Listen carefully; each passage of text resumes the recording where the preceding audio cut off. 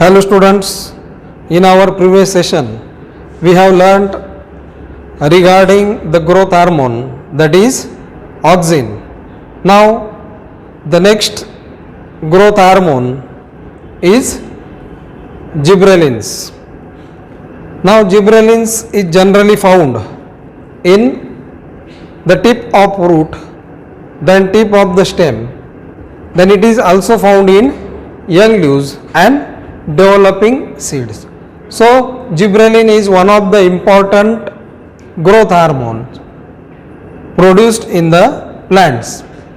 Now the scientist called as Kurosawa in the year 1926 first isolated or separated gibberellin from the fungus called as Gibberella fujikuroi.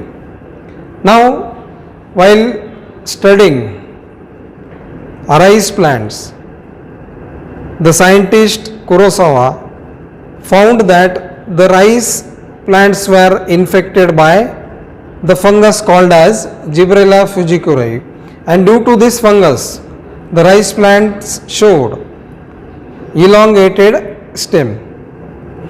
So he extracted the gibberellin from the fungus, that is Gibberella fujikuroi, and this Gibberella fujikuroi caused abnormal elongation of the stem in a rice plant, and the disease is called as Bacon's disease. Then later on the two scientists, Japanese scientists Yabuta and Sumiki, in the year 1938 first isolated the crystalline form of the growth hormone, that is gibberellin, from the fungus Gibberella fujikuroi. Then in plants, gibberellin is synthesized or produced from mevalonic acid. Then the common form of gibberellin is GA3. It is a common biologically active form of gibberellin found in the plants. Now chemically gibberellins contain a ring called as gibbon ring with 4 isoprene units. So gibberellin is one of the important growth hormones found in plants. Now we will learn regarding the physiological effects and applications of the growth hormone gibberellin. Now gibberellin is used to break bud dormancy. Now you have learned regarding seed dormancy. Now bud dormancy means the physiological processes of the development of bud are slowed down or they are stopped, and the development of the bud does not occur. So to initiate the development of the bud, gibberellins are useful. Similarly, gibberellins are also used to break seed dormancy. Now you know that seed dormancy is a phenomenon in which even though the environmental conditions are favorable, the seed do not germinate or the growth of embryo is temporarily stopped. So to accelerate the growth of the embryo and to cause seed germination, gibberellins are useful. Then gibberellins promote seed germination in plants like barley and wheat. Then gibberellins play important role in the elongation of stem. Now you know that stem consists of nodes and internodes.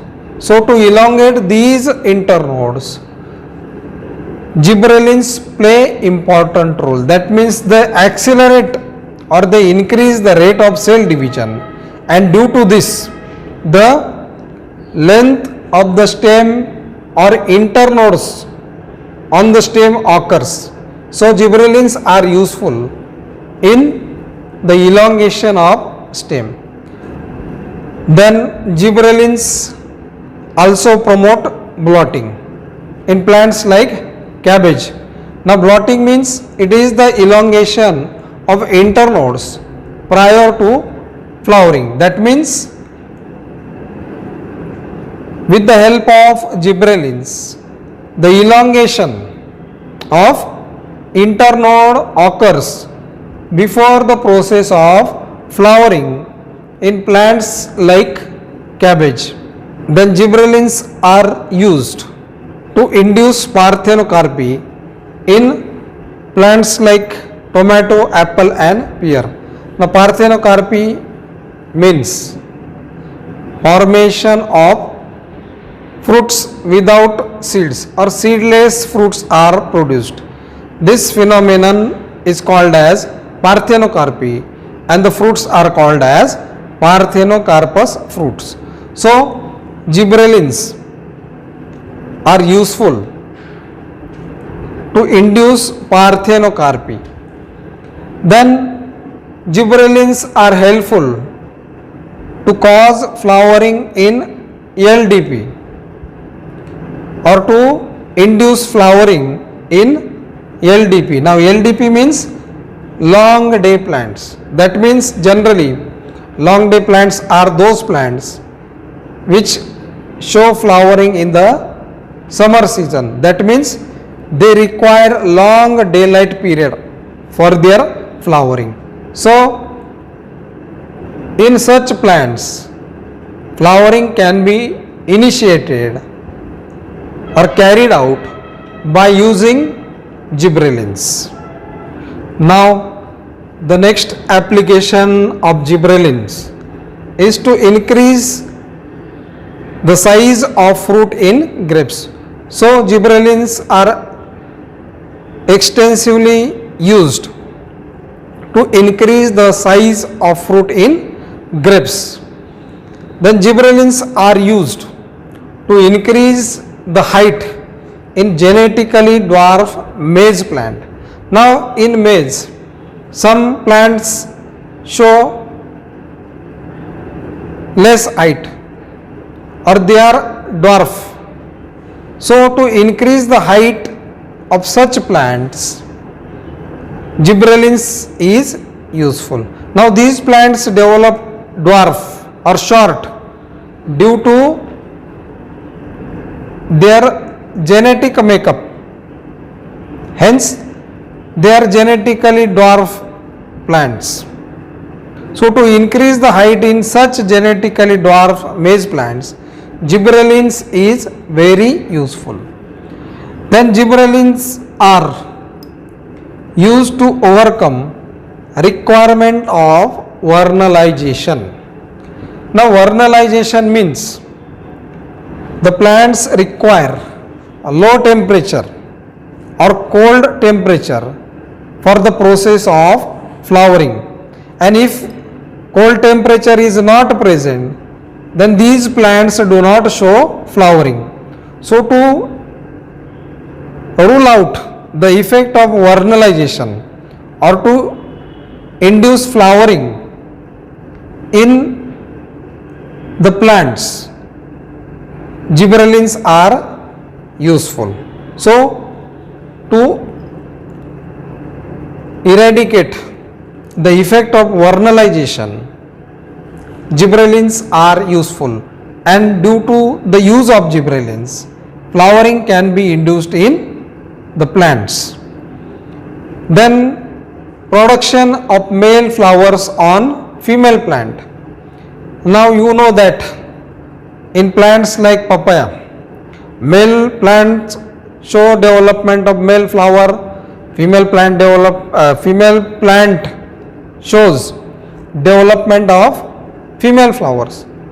But by the use of gibberellins, the male flowers can be developed on the female plant. Then gibberellins are used or they help to delay senescence and to prevent abscission. Now you know that after completing the maturation and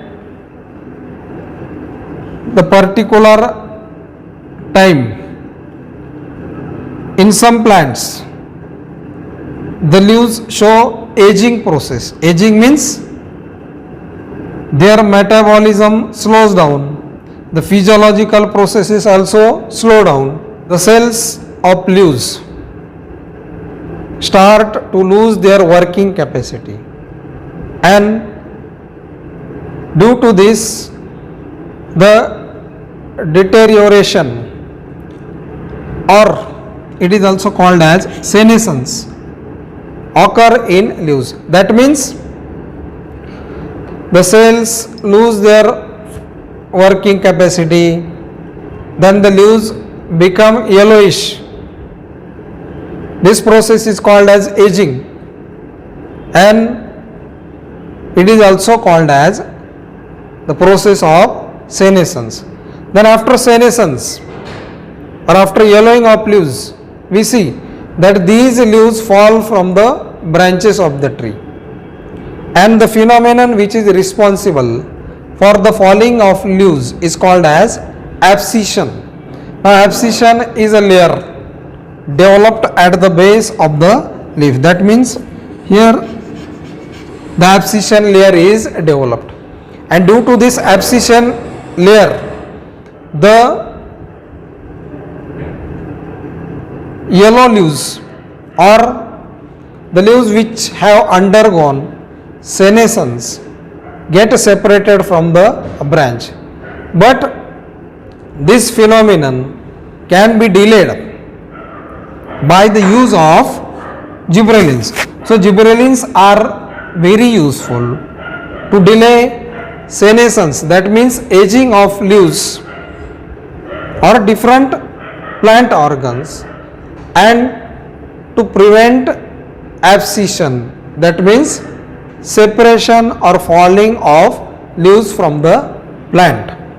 So here we have seen the applications as well as physiological effects of gibberellins.